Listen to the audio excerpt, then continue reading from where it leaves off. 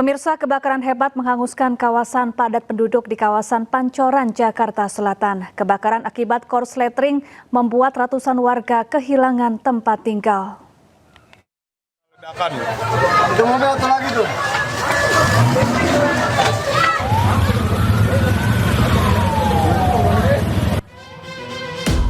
Kebakaran melanda kawasan padat penduduk di Jalan Pengadegan Timur, Pancoran, Jakarta Selatan kemarin sore.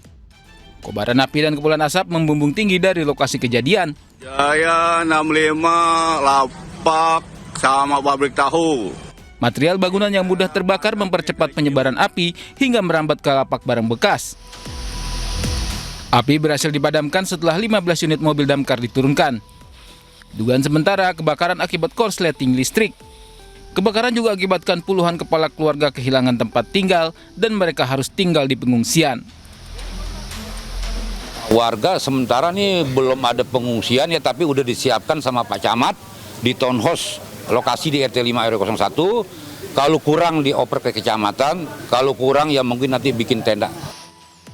Pihak Sudin Gulkarmat Jakarta Selatan menjelaskan sebanyak 88 kepala keluarga terdampak kebakaran. Sementara untuk korban jiwa atau korban luka belum diketahui. Dari Jakarta, Tim Liputan iNews melaporkan. Ya, pasca kebakaran yang melanda permukiman padat di kawasan Pengadegan Pancoran, Jakarta Selatan, sejumlah warga terlihat masih berusaha memungut barang-barang yang masih bisa diselamatkan.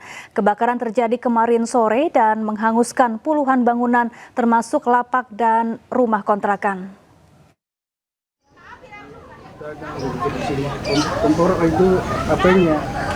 Beberapa warga menyisir puing-puing bangunan untuk menyelamatkan barang yang masih utuh. Namun tidak sedikit yang tidak lagi memiliki apa-apa karena seluruh tempat tinggalnya sudah rata dengan tanah. Seorang pemilik lapak mengaku belum mulai mencari barang-barangnya. Menurutnya, tempat tinggal dan lapak usahanya sudah hancur total. Sementara itu, petugas pemadam kebakaran menduga peristiwa bermula dari korsleting listrik di salah satu kontrakan petak. Tidak ada korban jiwa, namun sedikitnya 80 kepala keluarga terdampak. Pihak kelurahan telah menyiapkan posko pengungsian dan bantuan makanan untuk warga.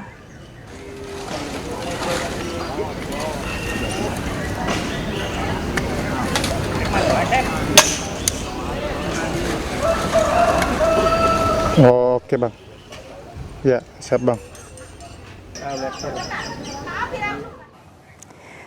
Ya, untuk memperbarui informasi terkait musibah kebakaran di kawasan Pengadegan Pancoran, Jakarta Selatan, sudah ada rekan kami jurnalis iNews Wenda Nura di lokasi kebakaran. Dan juga ada Naura Syafika di posko pengungsian. Saya ingin ke Wenda terlebih dahulu. Wenda, bagaimana situasi terkini di sana?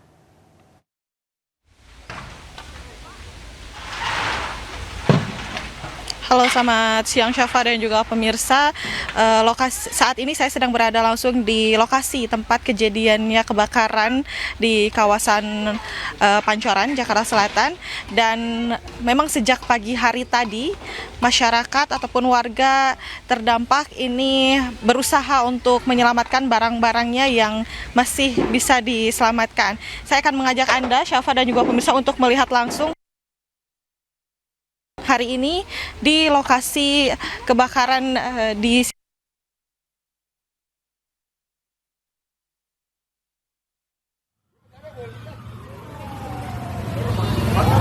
kurang lebih pukul 6 sore api sudah padam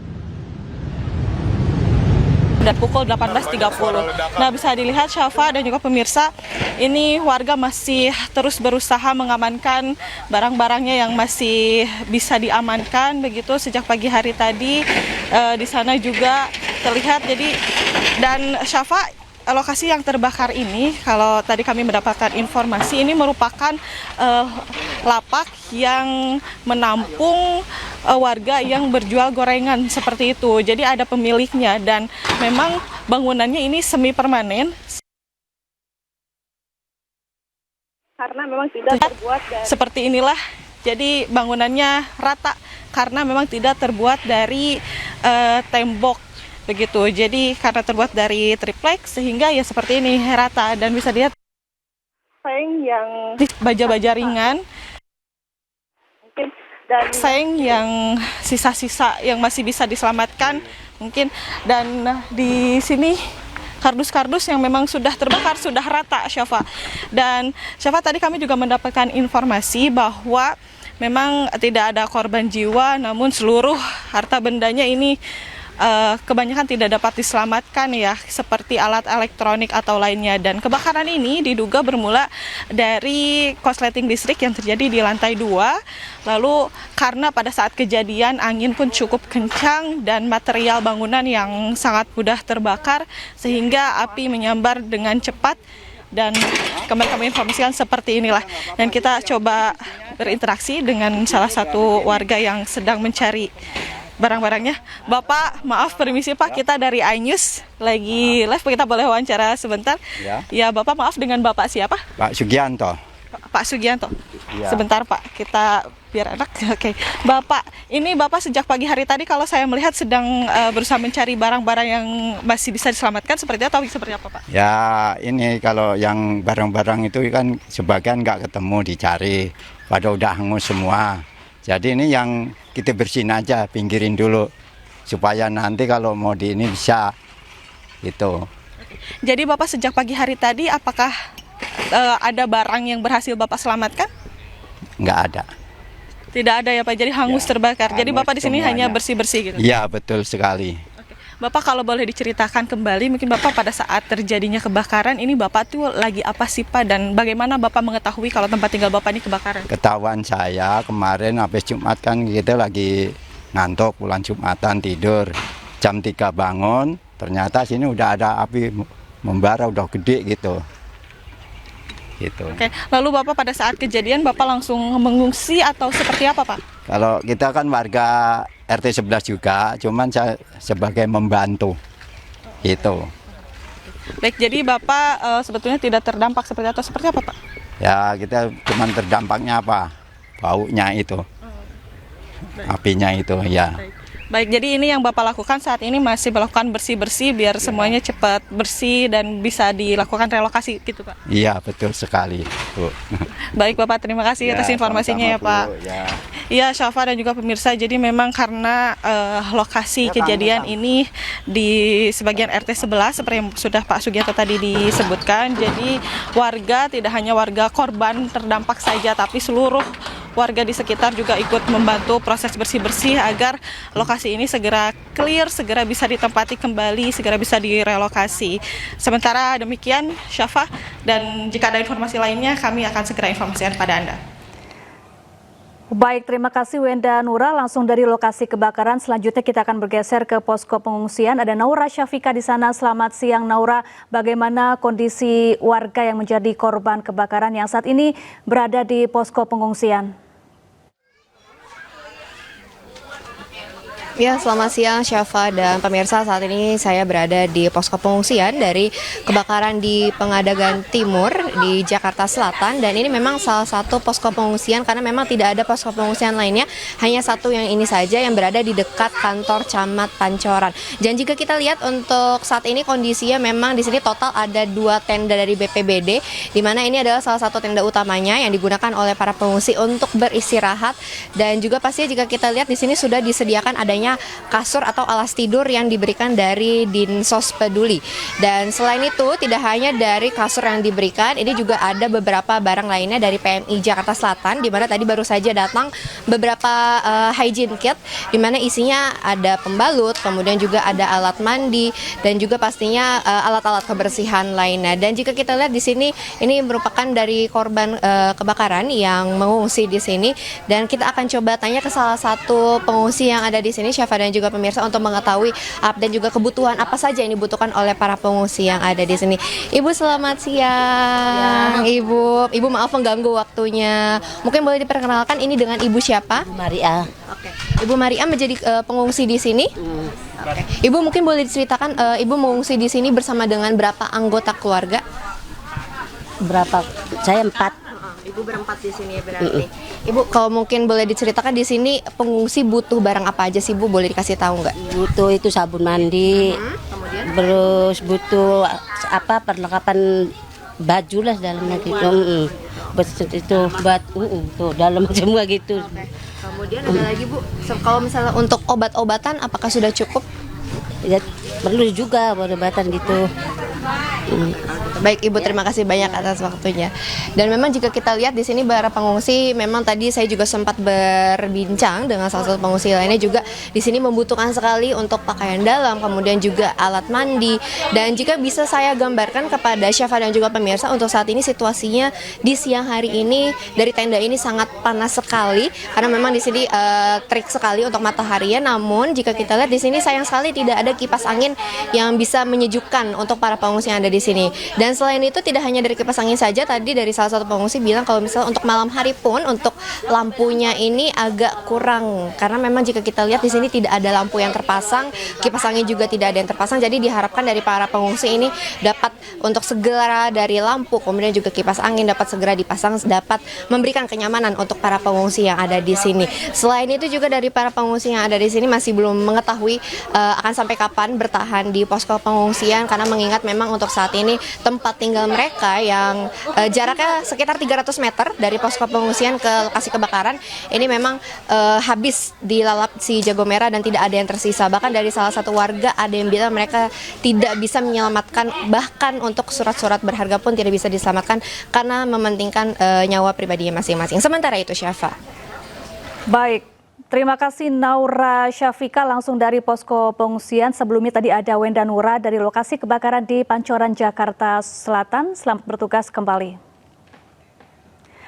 Pemirsa, beredar viral seorang pria dikejar warga hingga naik ke atap rumah warga di kawasan Tanjung Priuk, Jakarta Utara. Sempat diduga maling, pria tersebut rupanya baru saja cekcok dengan temannya.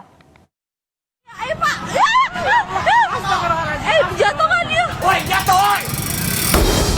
Warga mengejar dan meneriaki maling terhadap seorang pria di kawasan Sunter, Jakarta Utara. Ini maling naik ke genteng nih, gokil. Aksi kejar-kejaran bahkan hingga melompat dari satu atap ke atap rumah warga lainnya. Beruntung aksi main hakim massa dapat dilerai petugas Polsek Tanjung Priok yang tiba di lokasi. Polisi membantah pria yang dikejar warga hingga ke atap adalah maling. Pria yang bekerja di perusahaan reklame itu awalnya terlibat cekcok dengan temannya karena masalah pekerjaan. Namun situasi memanas hingga pria tersebut dikejar dan diteriaki maling oleh rekannya hingga membuat warga ikut mengejar. Kejadian karena AS ini ketakutan, akhirnya dia lari ke atap rumah warga, dari satu atap ke atap yang lain sampai warga masyarakat sekitar Ancol Selatan mengejar dan mendapatkan yang bersangkutan, sehingga yang bersangkutan sempat mengalami tindakan kekerasan dari warga setempat.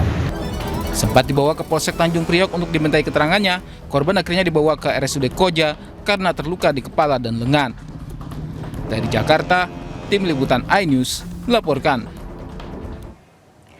Pemirsa, 2 narapidana rumah tahanan kelas 2B Kota Bumi, Lampung Utara nekat melarikan diri saat ditugaskan membersihkan halaman rutan. Namun keduanya tertangkap saat berlari mencari tempat bersembunyi.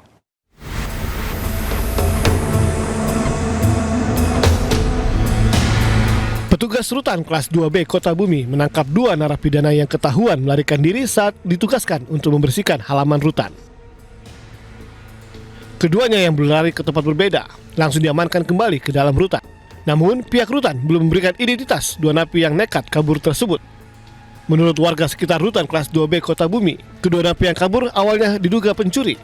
Namun saat tertangkap baru diketahui karena satu diantaranya menggunakan baju rutan berwarna orange. Satu napi melarikan diri melalui gang kecil di belakang rutan, sementara satu lagi ke arah Kompleks Pengadilan Negeri Kota Bumi. Pas saya duduk sini, ada rame-rame di belakang situ. Dan saya lihat rame-rame orang bilang maling, begal. Katanya. Gak tahu ada yang dekat lagi, ada napi yang lari. Tadi napi itu ketangkep di mana, Pak? Di sini, Pak, daerah sini. Dikejar dari mana? Kejarnya dari sana. Dari kuburan. Ramai yang ngejar? Ramai. Insiden ini menimbulkan pertanyaan soal lemahnya sistem pengawasan di lingkungan rutan kelas 2B Kota Bumi. Pihak rutan belum bersedia memberikan keterangan terkait kejadian ini.